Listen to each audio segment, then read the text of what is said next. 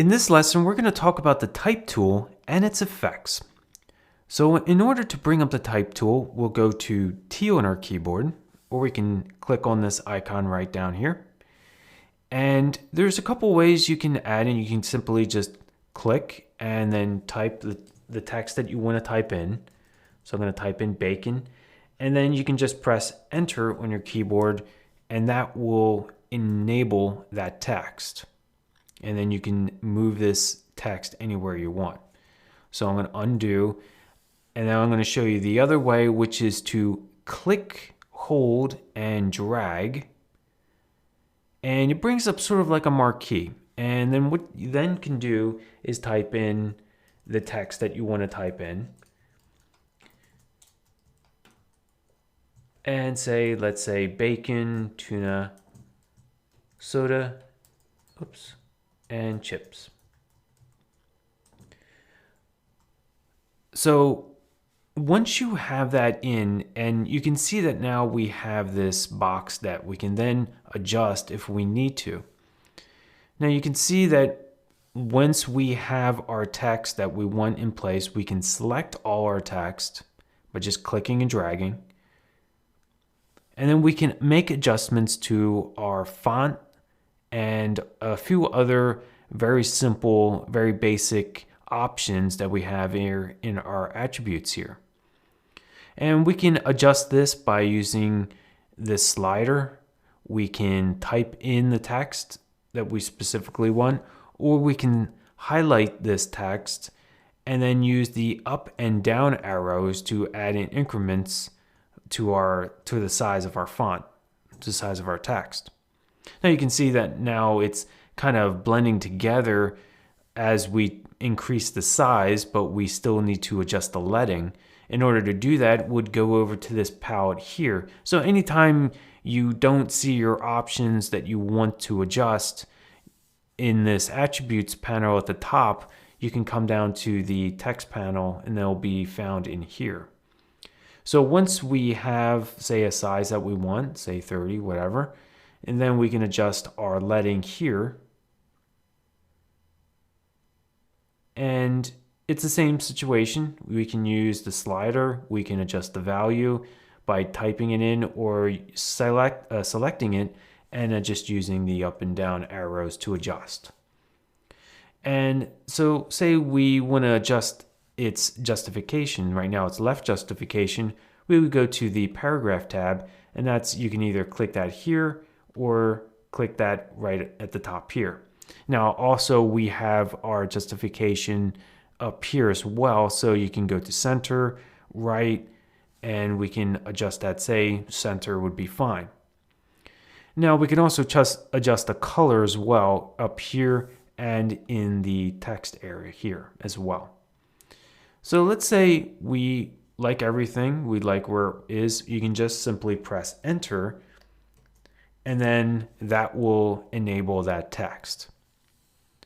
And then of course you can always adjust that. Now if you want to make edits to this text, what you can do is double click on the text, or you can double click in the text here on your layer palette. Just double click within this icon, this T icon, and that will also enable you to edit that text. Okay, great. So, and at this point, you can adjust this manually using the move tool. Now, just keep in mind, if you're going to adjust anything, you want to keep it center, you can hold down shift, and then you can move that up and down, but not left to right. And then you can also use the transform, Command T, and then resize that if you want. Okay, so at this point, you can make adjustments to text that you already have. So if you have some text that you want to give it some effects to, what you can then do is double click on the layer. And this will give you bring up some layer styles that you can then adjust. Say for an example, you can add in a drop shadow, And just want to make sure I'm centered here. You can bring up a drop shadow, and keep in mind you can adjust the distance. You can adjust the size. If you want it tighter, you can adjust the spread. You can also adjust the opacity as well. Bring that really dark. So you have some options here if you want to do something with your text that'll give it a better effect, a better look. You can adjust the gradient, and you can't really see that one too well. So what we're going to do is we're going to go to make sure we're on our gradient. We're going to select that, and we're going to adjust this. But what I want to make sure though is if you're doing a gradient overlay, you want to take a look at the style. Right now it's set to radial, and you can see that with this little preview here. So you can adjust that or change that to maybe linear, and you can go to maybe a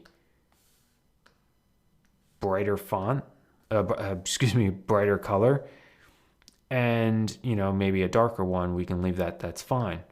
But maybe you don't want it left to right. You can adjust this angle. You can hold down Shift,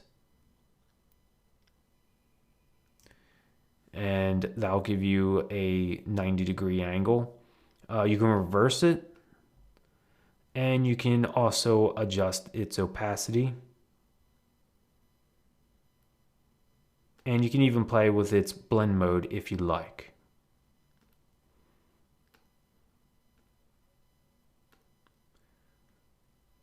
Okay, so what else? We can also adjust the scale of it. That won't affect it too much.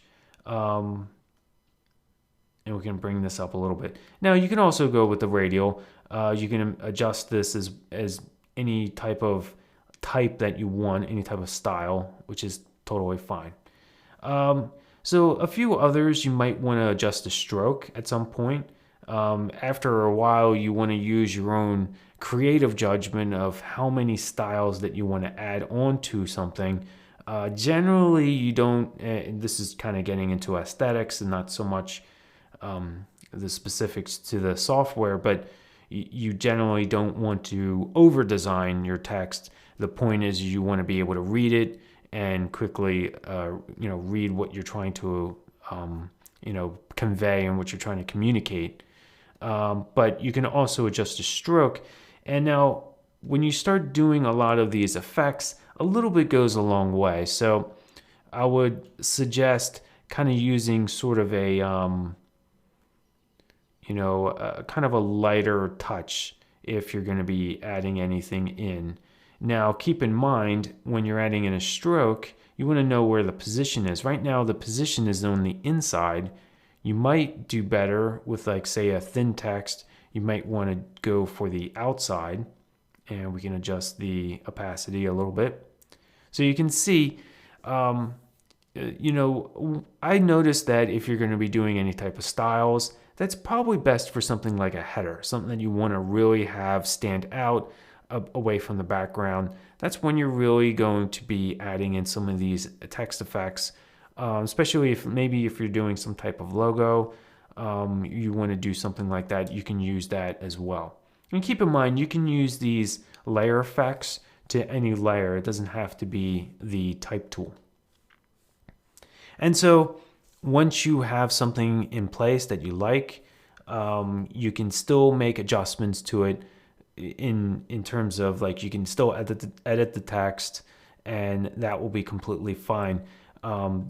Adding in these effects won't keep you from adding in any edits.